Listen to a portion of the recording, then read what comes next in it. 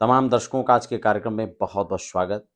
जो लोग सीजर के द्वारा जिनके बच्चों का जो बच्चे जन्म लेने वाले हैं यानी ऑपरेशन से जो बच्चे होने वाले हैं, डॉक्टर मना कर चुके हैं कि नॉर्मल डिलीवरी नहीं होनी है, सीजर के द्वारा ही बच्चा होगा।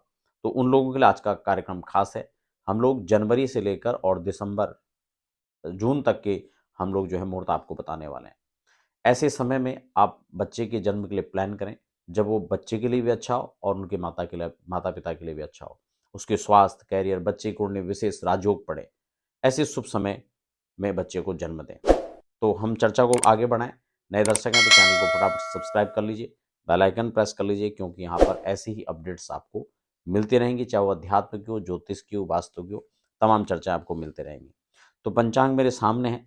हम लोग जनवरी 2026 से लेकर जून तक की हम चर्चा करेंगे। पिछले कार्यक्रम दिसंबर तक के जो है वो वीडियोस मैं आपको दे चुका हूँ, आप उससे जाकर देख सकते हैं। तो सबसे पहले तो हमें ये समझना होगा कि जो भी डेट आपको उपलब्ध हो रही है, डेट इतना महत्वपूर्ण नहीं होता है जितना समय महत्वपूर्ण होता है। क्योंकि डेट को हम किस हिसाब से चेक करें, मैं उसकी विधि आपको संक्षिप्त में बता देता हूँ, ताकि आप उस हिसाब से खुद भी अगर थोड़ा जानकारी रखते हैं तो खुद भी आप चेक कर सकते हैं। सबसे पहले हमारे हाथ में क्या है? क्योंकि बच्चे का जन्म बड़ा स्वाभाविक है, लेकिन ऑपरेशन से होना है तो ऐसे में डॉक्टर खुद कहते हैं कि आप टाइमिंग निकाल सकते हैं, आप समय का चयन कर सकते हैं, आप ज्योतिषीय परामर्श ले सकते हैं, डॉक्टर भी रिकमेंड करते हैं। और हमारे पास बहुत सारे बड़े-बड़े प्रतिष्ठित संस्थानों के एम्स जैसे या बड़े-बड़े हॉस्पिटलों के जो डॉक्टर हैं, वो खुद अपने बच्चे के जन्म के लिए भी इस प्रकार का समय का उपयोग करते हैं। इसमें 2 चीज़ें बहुत महत्वपूर्ण हैं। जब हम हॉरोस्कोप तैयार करते हैं, चार्ट तैयार करते हैं, बर्थ चार्ट, तो उसमें सूर्य और चंद्र 2 प्रमुख ग्रह हैं और यही सूर्य और चंद्र ग्रह ही नहीं, बल्कि समुचित जीवन को यही चला रहे हैं। आप देखते हैं कि सूर्य और चंद्रमा तो प्रत्यक्ष रूप में दिखाई भी दे रहे हैं, वो प्रत्यक्ष ग्रह हैं। तो इसलिए हमारे हाथ में क्या होता है, क्योंकि सूर्य भी 1 महीना 1 राशि में रहता है, तो चंद्रमा सबसे करीब होता है और चंद्रमा सबसे ज़्यादा 2 दिन में, सवा 2 दिन में राशि परिवर्तन करता है।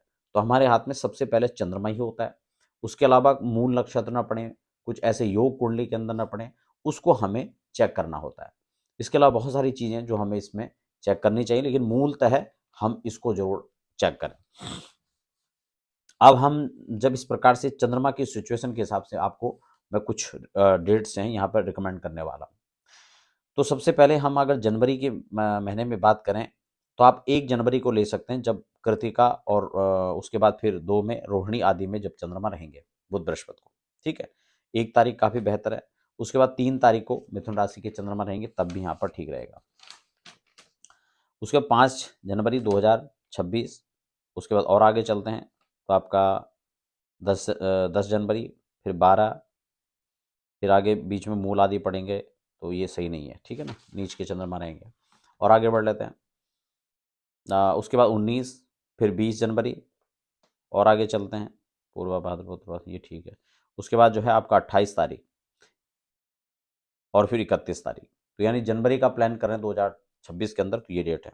फरवरी में देख लेते हैं। फरवरी सबसे पहले 1 फरवरी, फिर उसके बाद आपका कन्या, मघा, पूर्व, उत्तरा फाल्गुनी।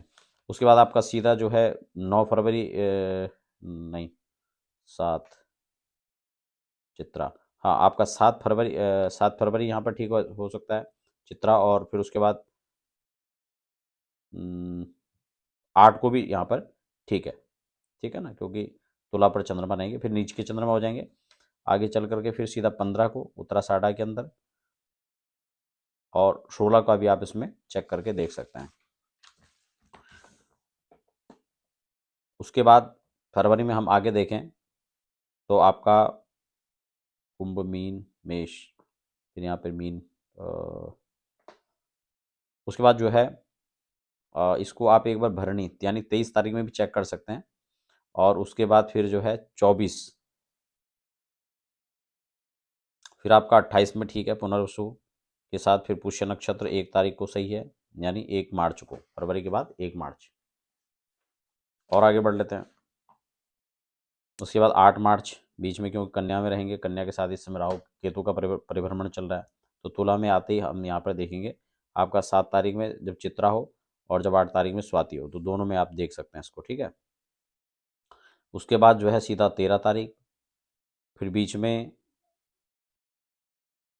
मकर राशि का भी देख सकते हैं, जब श्रवण आदि में रहेंगे तो यहाँ 15 को देख सकते हैं, है ना।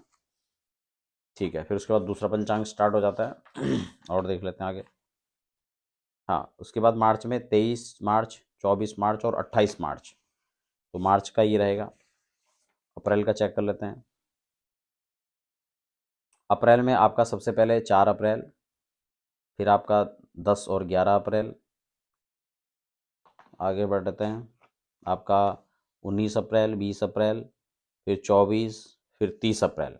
मई में देख लेते हैं तो 1 मई,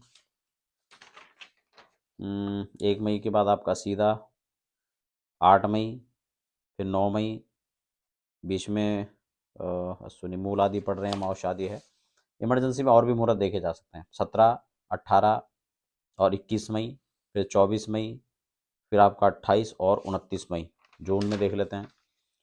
जून के लिए आपके लिए जो समय हो सकते हैं वो है 4 जून, 6 जून, 13 जून, 14 जून, 16, 18, 24, 25।